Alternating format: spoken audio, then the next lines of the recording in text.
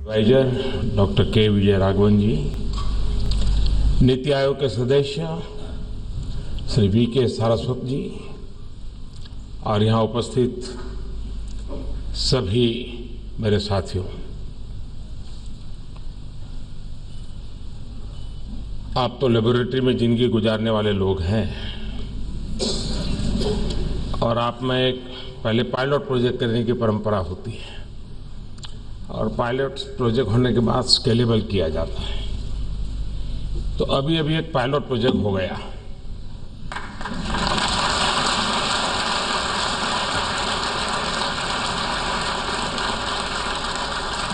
अभी रियल करना है, पहले तो प्रैक्टिस थी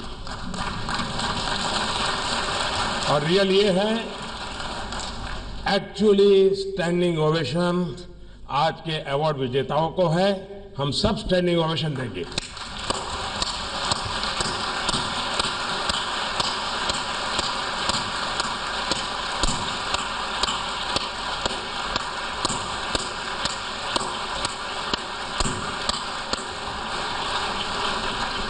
तो पहले वाला प्रैक्टिस था, ये रियल था।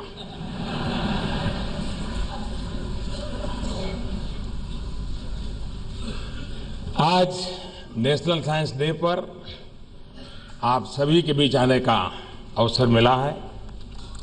आप सभी भली भांति जानते हैं कि ये दिन महान वैज्ञानिक डॉक्टर सीवी रमन के रमन इफेक्ट के आविष्कार की याद में मनाया जाता है। इसी उपलब्धि ने देश को विज्ञान के क्षेत्र में पहला नोबेल दिलाया था। मैं डॉक्टर रमन को श्रद्धांजलि देने के साथ ही विज्ञान दिवस पर आपको और पूरे वैज्ञानिक जगत को, विज्ञान के प्रत्येक विद्यार्थी को बहुत बहुत शुभकामनाएं देता हूं। मेरी कामना है कि आप सभी रिसर्च एंड डेवलपमेंट से जुड़े अपने प्रयासों में सफल हो और इसका लाभ देश की जनता को मिल सके। आज शांति स्वरूप भटनागर पुरस्कार पाने वाले विजेताओं और उनके परिवारों को मैं बहुत बहुत बधाई देता हूं। आपकी उपलब्धियों पर हमें गर्व है, हिंदुस्तान को गर्व है। मैंने परिवारजनों को भी विशेष बधाई इसलिए दी क्योंकि वैज्ञानिक लेबोरेटरी में जिंदगी खपाता है और इसलिए सबसे ज्यादा त्याग तपस्या परिवारजनों की होती है। आपके प्रयासों से, आपके कार्यों से देश और समाज को लाभ मिला है और ये कार्य ऐसे होते हैं कि ये पीढ़ी दर पीढ़ी उसका लाभ मिलता रहता है। जय जवान, जय किसान, जय विज्ञान और जय अनुसंधान नए भारत का रास्ता बने, इसके लिए इस प्रकार के और नेशनल साइंस डे जैसे आयोजनों की भूमिका बहुत अहम है। साथियों, इस वर्ष की थीम बहुत ही प्रासंगिक है।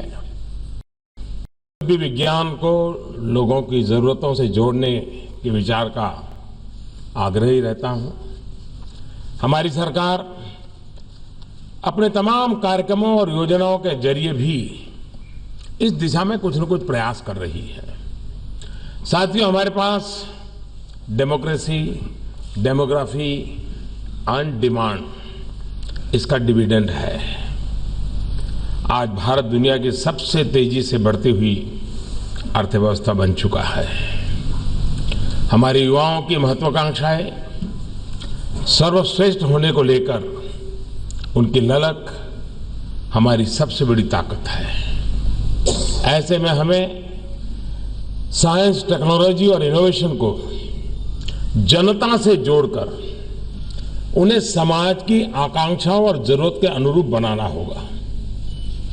इस साल जालंधर में इंडियन साइंस के दौरान मैंने कहा था कि भारत की असली ताकत भी यही है कि हाँ, विज्ञान को समाज की जरूरत से जोड़ा जा रहा है। और मुझे पूरा विश्वास है कि आप सभी, हमारा एक एक वैज्ञानिक परमाणु ऊर्जा, स्पेस साइंस और रक्षा से जुड़े अपने कौशल को लगातार उन्नत करते जाएंगे। साथियों, हमारे देश के लोगों को अब बेस से कम कुछ नहीं चाहिए। अब हमारा स्टैंडर्ड काफी ऊपर चला गया है।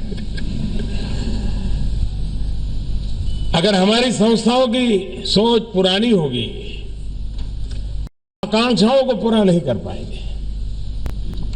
साइंस से जुड़े हमारे इंस्टीट्यूट्स को भी भविष्य की आवश्यकताओं के हिसाब से खुद को गढ़ना होगा। हमें अपनी मौलिक शक्ति को बनाए रखते हुए भविष्य के समाज और इकोनॉमी के हिसाब से ढलना होगा। मैंने अपने प्रिंसिपल साइंटिफिक एडवाइजर से इस बारे में एक समग्र योजना बनाकर आगे बढ़ने के लिए आग्रह किया है। इसमें आप सभी की साझेदारी भी बहुत जरूरी है। साथियों, जब इच्छा शक्ति हो तो सीमित संसाधनों में भी कैसे अद्भुत परिणाम दिए जा सकते हैं, इसका उदाहरण हमारा स्पेस प्रोग्राम है। हमारा मून हो, मार्स मिशन हो या फिर सैटेलाइट लॉन्चिंग के क्षेत्र में हमारी उपलब्धियां दुनिया को आप जैसे हमारे अनेक वैज्ञानिकों के कौशल ने ही चकित किया है। अपने पहले ही प्रयास में हमने मंगल ग्रह के ऑर्बिट में अपना मंगलयान सफलतापूर्वक भेज दिया था।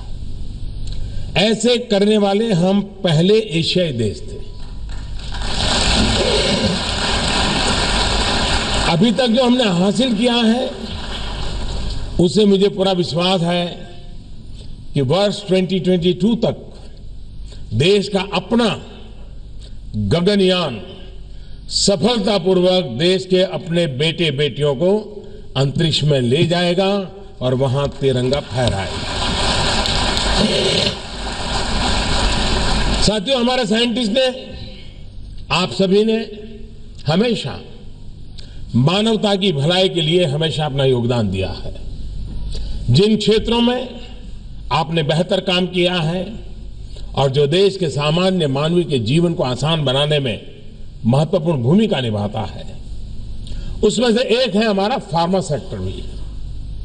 फार्मा के मामले में भारत आज दुनिया का छठा सबसे बड़ा मार्केट है और दुनिया का तीसरा सबसे तेजी से बढ़ता हुआ बाजार है।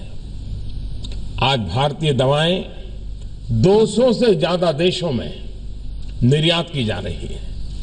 साथियों, हमारे फार्मा सेक्टर के विकास के पीछे council of scientific and industrial research labs यानी CSIR लैब्स जैसी तकनीक की ताकत है। CSIR लैब्स को इस बात का भी पूरा क्रेडिट जाता है कि दुनिया में मिलने वाली महंगी दवाएं आज देश में बहुत ही कम दामों में उपलब्ध है। उनके पास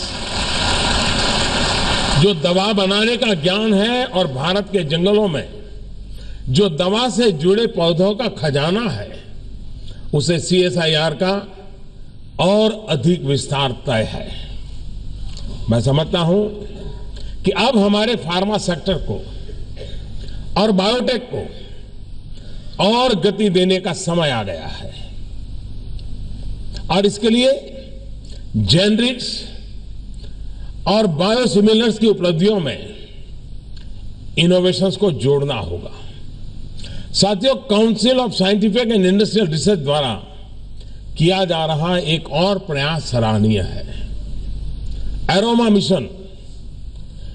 मिशन के जरिए जम्मू कश्मीर, पूर्वोत्तर और छत्तीसगढ़ के आदिवासी इलाकों में अपना वो पहुंच बढ़ा रहा है और मुझे बताया गया है कि पिछले 18 महीनों में देश भर में करीब 3000 हेक्टेयर भूमि पर एरोमेटिक प्लांट्स की खेती को पहुंचाया गया है। इसके लिए CSIR की पूरी टीम बधाई के पात्र है। एरोमेटिक प्लांट्स के अलावा बायोफ्यूल के मामले में भी CSIR बड़ी भूमिका निभा रहा है। CSIR ने जो एविएशन बायोफ्यूल बनाया है उसका सफल ट्रायल भी हो चुका है। 27 अगस्त 2018 को पहली बार देहरादून से दिल्ली तक ये जहाज उड़ाया गया था। इससे भारत दुनिया के उन चुनिंदा देशों में शामिल हो गया है जो बायोफ्यूल से जहाज उड़ा सकते हैं। सिर्फ सिविल ही नहीं, बल्कि इस वर्ष गणतंत्र दिवस पर हमारी एयरफोर्स के जेट ने भी बायोफ्यूल का इस्तेमाल किया। साथियों, अब एक नए तरह के फ्यूल की जरूरत पड़ने वाली है। अगले 2 दशक में big data, machine learning, blockchain, artificial intelligence जैसी कई नई तकनीक का दौर आने वाला है। ये सारी तकनीक डेटा पर आधारित होगी और इसलिए अब कहा जाना लगा है कि दुनिया में नया ईंधन डेटा ही होने वाला है। इन नई जरूरतों को देखते हुए हमारी सरकार ने national mission on interdisciplinary cyber physical systems अभियान लॉन्च किया है। करीब 3,500 करोड़ इस अभियान पर खर्च किए जाने हैं। इसके तहत अगले 5 साल में robotics, artificial intelligence, digital manufacturing, big data analysis, quantum communication and internet of things के R&D को बढ़ावा मिलेगा। साथियों, केंद्र सरकार ने एक आर्टिफिशियल इंटेलिजेंस टास्क फोर्स भी बनाई है, जिससे भारत इंडस्ट्री 4.0 के लिए तैयार हो सके। मैं वैज्ञानिक समुदाय और टेक्नोलॉजी एक्सपर्ट से अपील करता हूं कि चौथी औद्योगिक क्रांति के इस शुरुआती दौर में विश्व की दिशा बदलने वाली नई तकनीकों को विकसित करें, ताकि भारत मैन्युफैक्चरिंग, नॉलेज और टेक्नोलॉजी आधारित इंडस्ट्री का ग्लोबल हब बन सके। आर्टिफिशियल इंटेलिजेंस का उपयोग देश में कृषि से लेकर परिवहन और हेल्थ केयर से लेकर मौसम विज्ञान तक में किया जा सकता है। इसमें वो ताकत है कि हम विकास और तरक्की के रास्ते पर अपने तय किए गए लक्ष्य को हासिल कर सकते हैं। आज विकसित हो रही तकनीकों को सीमाओं में नहीं बांधा जा सकता है। इसके लिए नई तरह की सोच की जरूरत है। क्रॉस डिसिप्लिनरी रिसर्च इस सोच को और शक्ति दे सकता है। यानी रिसर्च का एक ऐसा वातावरण बने जहां के इंजीनियर्स सेल बायोलॉजिस्ट के साथ काम कर सके, एक केमिस्ट आर्ट से प्रेरणा ले सके, एक फिजिसिस्ट और सोशल साइंटिस्ट एक साथ सोच सके और काम कर सके। अलग अलग डिसिप्लिन और आइडियाज का ये संगम निश्चित रूप से R&D आधारित इनोवेशन का एक नया कल्चर विकसित करेगा। मुझे विश्वास है कि इस कल्चर को हमारी सरकार द्वारा उच्च शिक्षा के क्षेत्र में किया जा रहे प्रयासों में भी बल मिलेगा। हमारी सरकार ने शिक्षा और खासकर उच्च शिक्षा के विकास के लिए कई बड़े कदम उठाए हैं। हम रिसर्च डेवलपमेंट और इनोवेशन को बढ़ा रहे हैं। उच्च शिक्षा के संस्थाओं को स्वायत्तता दी जा रही है ताकि शिक्षा के स्तर को सुधारा जा सके। इसी प्रयास में 21 यूनिवर्सिटी समेत 60 हायर एजुकेशन इंस्टीट्यूट को ग्रेडेड ऑटोनॉमी दी गई है। IIMs को स्वायत्तता देने के पीछे भी सरकार की यही सोच है। इसी तरह इंस्टीट्यूशंस ऑफ एमिनेंस पर भी काम शुरू किया जा चुका है। ऐसे संस्थानों को भी पूरी स्वायत्तता दी जा रही है ताकि वो दुनिया के सर्वश्रेष्ठ संस्थानों में अपनी जगह बना सके। ये भी हमारा राष्ट्रीय दायित्व है कि हम अपने युवा वर्ग की सोच को प्रेरित कर सके, उसमें साइंटिफिक टेम्पर विकसित कर सके, क्योंकि वही हमारा भविष्य है और भविष्य में वही भारत की बागडोर संभालेंगे जो दुनिया को रास्ता दिखाने वाली है। साथियों, साइंस और टेक्नोलॉजी का असर तब ज्यादा होता है जब उसका प्रभाव समाज के अंतिम व्यक्ति और वंचित वर्ग को मिलता है। ऐसे में विज्ञान और तकनीक को देश की चुनौतियों से जोड़ने के साथ ही देश की सभी वैज्ञानिक एजेंसियों को इस अभियान का हिस्सा बनाना भी आवश्यक है। और इसलिए हमारी रिसर्च को सॉल्यूशन ओरिएंटेड बनाना होगा। Health care, affordable housing, clean energy, पर्यावरण, वेस्ट मैनेजमेंट, कृषि, food processing, electric mobility, cyber security, value addition जैसे सवालों का उत्तर बनना पड़ेगा। और मेरा मानना है कि साइंस फंडामेंटल होना चाहिए, उसमें तो कोई कॉम्प्रोमाइज हो ही नहीं सकता है।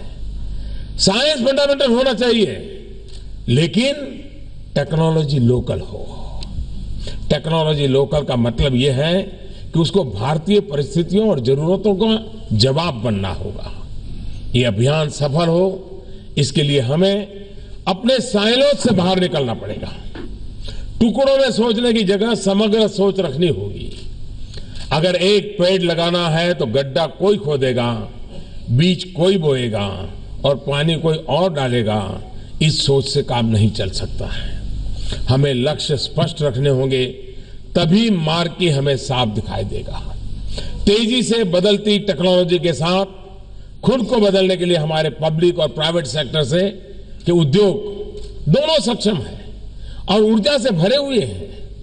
लेकिन कंपटीशन के इस दौर में खुद को आगे रखने के लिए हमें और बड़े कदम उठाने होंगे, नई दिशाएं तय करनी होगी।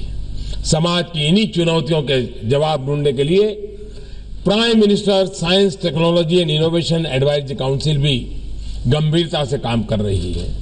साथियों, हमें आपकी क्षमताओं पर, आपके कौशल पर, आपके सामर्थ्य पर पूरा भरोसा है। आपकी इसी सामर्थ्य से ही न्यू इंडिया के लिए नए आविष्कार होंगे, नई तकनीक के बारे में सोचा जाएगा और विज्ञान के जरिए जनता की अपेक्षाओं के हिसाब से देश आगे बढ़ेगा। और तभी हमारी साइंस और रिसर्च का फायदा हमारे जवान को भी होगा और हमारे किसान को भी होगा। एक बार फिर जिन महान बुजुर्गों ने विज्ञान के क्षेत्र में साधना की है, ऐसे सभी ऋषितुल्य वैज्ञानिकों को आज पुरस्कार प्राप्त हुआ है।